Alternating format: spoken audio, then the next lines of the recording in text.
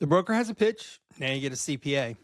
Hey, I'm Jason Schmidt, a CPA, and I advise business buyers under $500,000 on the financial realities that protect their money before, during, and after they close a deal. This channel exists because too many buyers find out the hard way what nobody told them in advance. This is the final video in the Money Math series, and it might be the most important one because it covers what happens after everyone stops paying attention. Now, before I get into today's topic, I want to remind you that you can have the free CPA due diligence checklist. It is in the Firewatch Business Lab. You can join for free. The link is in the description. And it covers everything we've covered in this series, from financial verification, the lease, SBA loans, seller financing, and the checklist kind of ties it all together. Closing day is not the finish line.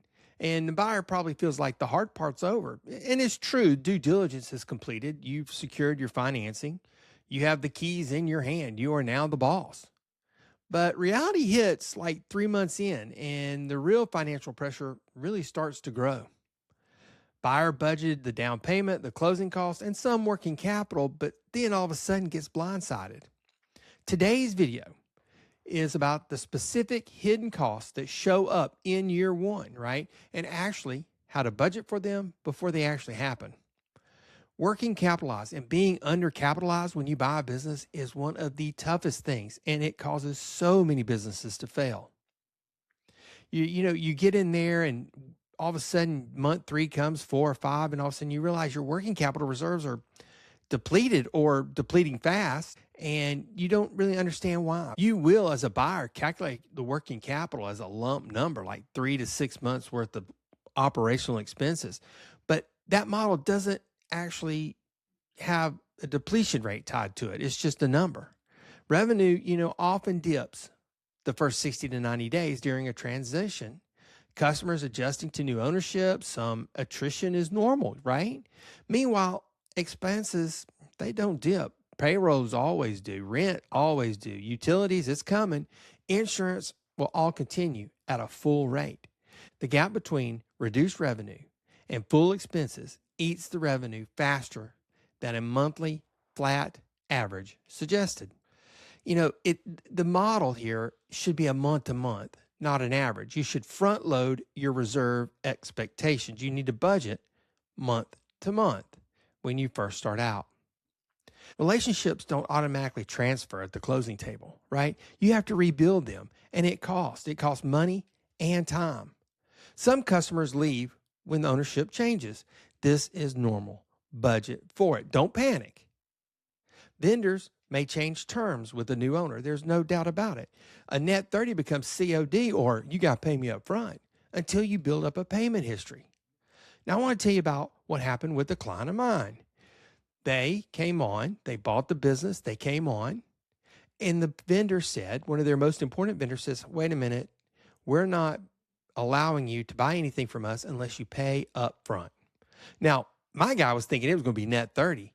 And you got to ask them, well, how long until I build this relationship to get net 30? Most places have a plan. Most of them, if you stay on and you pay us on time, or they may give you 15 days and you pay us on time, well, then we'll work with you and get you to net 30. That shift alone can require additional cash on hand that you did not budget for. Marketing spend often increases in the first 90 days. Number one, to retain customers, and the next is to reintroduce the business under new ownership, especially if that ownership previous had kind of run it down. $2 to $5 grand is an additional marketing and communication spend is, well, pretty much common in the first quarter. And you know what? Most business buyers don't even budget it. Even good due diligence has limits. Equipment fails on its own schedule. Right? The checklist and the due diligence process catches what's visible and documented at the time. Some equipment issues only surface under full operational load after you close. If you bought a laundromat, a washer worked fine through the walkthrough, and then all of a sudden, after close, 3 weeks later, it fails completely. I also recommend a post-closing equipment reserve capitals. from the working capital reserve. When we're talking about having working capital, these are the things you got to know and got to have budgeted for. You should have $5,000 to $10,000 specifically earmarked for unexpected repairs in year one. This is not a failure of due diligence. It's the reality of buying, operating an equipment-based company. You got to budget for it. Now, this one is something that really gets people, I think, off track. And that's when you buy a business, what is your long-term goal in that business? Is it to run it yourself, or is it for you to extricate yourself from the business, right? Do you want to be pulled from the daily operations? Well, that costs real money. And if that's your long-term goal, and if the previous owner did everything personally, you inherited a workload, a job on day one. If your plan is eventually to step back, build a manager, create systems, all of that costs money. Hiring a manager, investing in training, building documented processes, this is a real year one expense for most buyers. And they don't even budget for it. Even if you plan to run it for yourself for now, budget for an eventual transition so it doesn't become a surprise later. Okay, a part-time manager or an assistant manager position can run you from what, $35,000 to $45,000 annually, depending on the market. Factor that into your year one planning.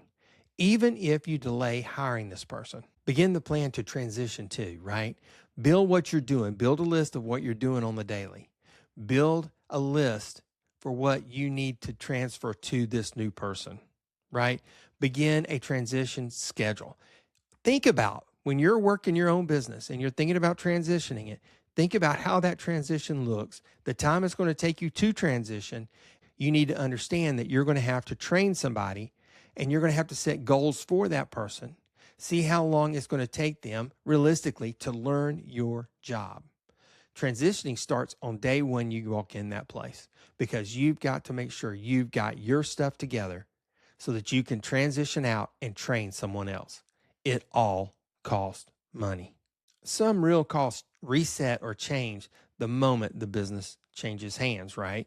A new EIN, potentially new state registrations, new insurance policies with probably no history to back them up, administrative costs that add up, workman's compensation insurance that often re-rates with a new owner because you have no history. And a lot of times that premium is higher until you establish your claims history. Property tax reassessment can be automatically triggered when there's a change in ownership in some states and counties, particularly if the real estate is included in the deal. The new owner often needs new accounting setup, possibly a new bookkeeping software. You certainly may have to have a new payroll provider. These are big costs and they have to be thought about. Let me tell you, when you transition from a new old software to a new software, or you transition to an old payroll provider to a new payroll provider, all those cost money are setup costs. These are not large individually, but they do stack up. You got to budget $3,000 to $7,000 for administrative and compliance transition costs. It just happens.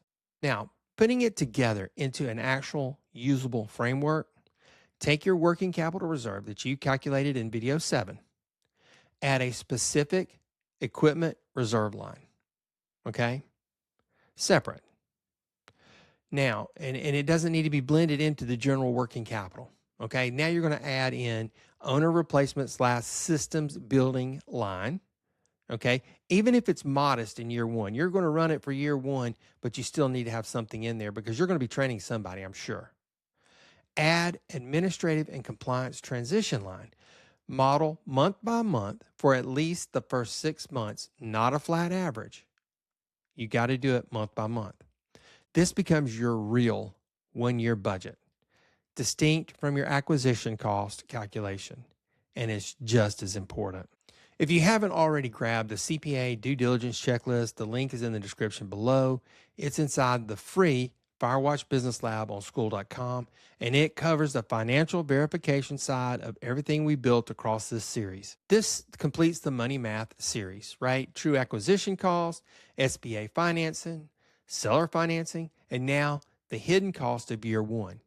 If you're heading into your first year of ownership, or you're still evaluating a deal and want to build a budget with a CPA before you close, that's exactly what I do.